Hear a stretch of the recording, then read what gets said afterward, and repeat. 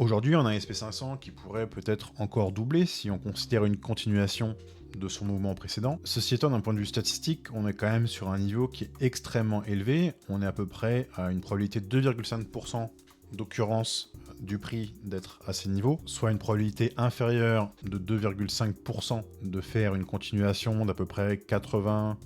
à peut-être 150%, ce qui serait en fait une bulle. Une probabilité assez forte de pouvoir faire une baisse de l'ordre de 20 à 30%, et une baisse maximum qui, elle, serait extrêmement violente si on venait chercher des niveaux de support statistique beaucoup plus bas. Maintenant, si on considère la cyclicité du SP500, on est typiquement dans un top de cycle et à un niveau où on peut avoir des corrections ou des très grosses bulles, comme c'était le cas par exemple en 1987 avec l'augmentation des taux de Paul Volcker, qui correspond à peu près au même niveau du cycle sur l'augmentation des taux par Jérôme Powell, et qui donnerait du coup une configuration potentielle de bulle qui pourrait arriver d'ici quelques mois, quelques années.